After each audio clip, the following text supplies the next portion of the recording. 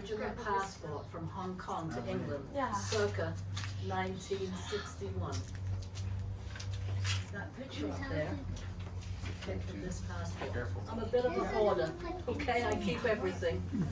I can't always find it quick. A slight touch.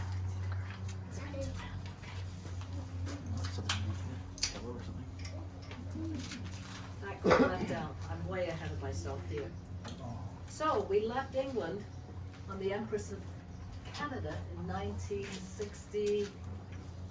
We got married in Scotland 1965, October 26, 1965. A long time. The guys at Yihong said, Mrs. Wong, you're more Chinese than some of the women that come in here who are Chinese. So when we got to Canada, Al didn't want to be a waiter. He said, Mom, it's 7 days a week, 15 hours a day, and then they play mahjong all night. I learned how to play mahjong watching him for hours play mahjong. I used to play with Mama. Yeah, I didn't do very well. But it's a good game. Now I watch it online. It's good. Yeah, it's like the casino. Never mind poker, they play in Taiwan live. Big bucks. So we came on the Empress of Canada. It was a rough ride. It was November, the last sailing of the year. Everybody was, not us, we danced every night, we had fun. And when it got really rough, they turned the tables upside down, put wet tablecloths on them so that the cutlery didn't go, but it didn't stop the little fella at the end going and flying up in the air. And the waiter, who was a waiter on that ship because he had too many DUIs, drinking under impaired, he'd come to Al on the first day and he'd say, hi Mr. Wong, what would you like for breakfast this morning? We have this and that. 2 days later he said, hi Mr. Wong, you can have anything you want for breakfast today. You can have 6 orders if you wish. Because as you can see, no one else is here. They're all bleh, bleh.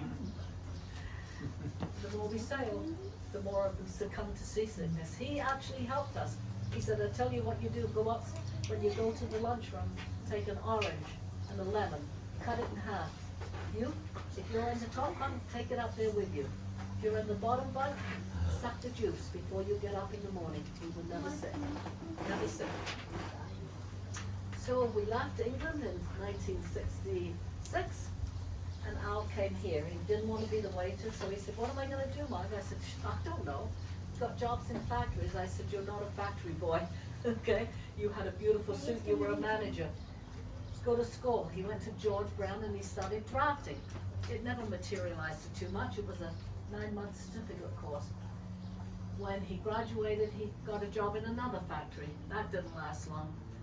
So he discovered Ryerson, and I went with him, and he talked to a professor. And I was sitting on the stool beside him, and he said, Al, engineering, that's what you should take, engineering. And he looked at me and he said, part-time, it's 10 years. Full-time, it's 3. And I said, okay, apply. When you go and you're a mature student, you have to meet the requirements, education. And he didn't quite make it. But like me, I followed him. He had to take chemistry and a couple other night courses, and he got in. He looked at me and he said, Mom, 3 years is a long time. I said, get your ass in there and get it over with fast. Study hard, don't work part-time. I'll take care of you. And I did. I had 3 jobs. Hairdressing, worked my day off, and I was cashier at the Saturday nightclub. So I've never been afraid of hard work. He graduated and he got a job right away for the slams. He was the industrial engineer. And then he became the plant manager at that place and then the vice president. But we stopped making things here. Everything is made in Hong Kong. In those days it was China, not China, Mexico, whatever. And Al said, shit, I gotta do something else. And he had also spent 9 years going to night school. So he had the degree.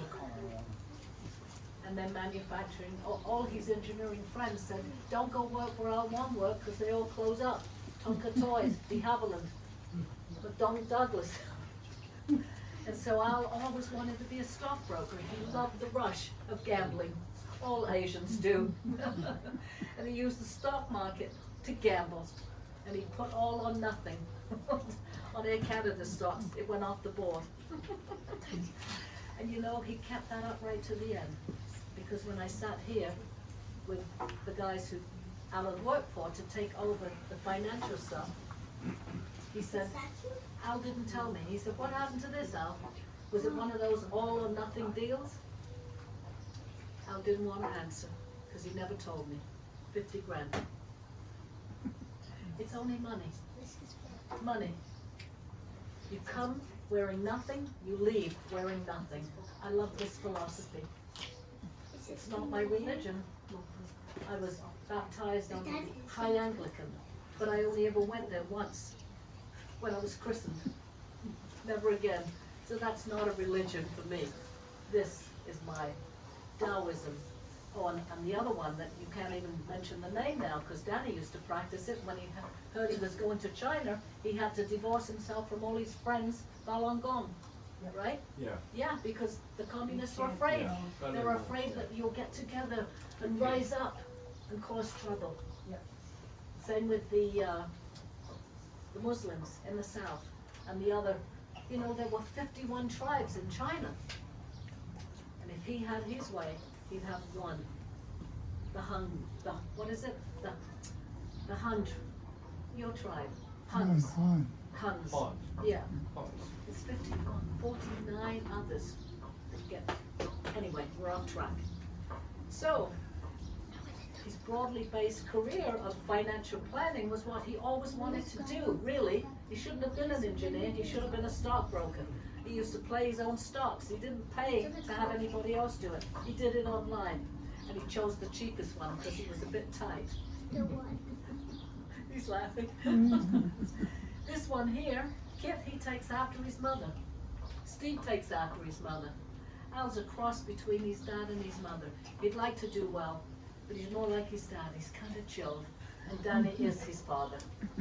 Lazy bugger. But chill, very spiritual. You go to his place, you see all this too. Yeah, that's And the right. stones, the hot stone, Yeah. right? And we went to his place in China. We skipped out of our tour in 2009 and spent the day with him. It was a wonderful day, but I can't talk to him because I can't do WeChat. And his email that he gave me, not going to go through to China because they block everything. Yeah. I can talk to Steve in Macau, I can talk to Bernal in Hong Kong, but I can't talk to Danny. And Danny hasn't been able to come. It's called COVID. He's got a buddy who worked for Air Canada. He'd given buddy passes. The last time he came in first class, right? Had a sleeper. He thought it was wonderful. That was the last time he was here. Yeah. How's he doing? I haven't talked to him in a while. He's okay now. Yeah. I think this guy can talk to him. Right? I know I'm off track. Leave me alone. I'm done. Wait, chapter 3? His humor.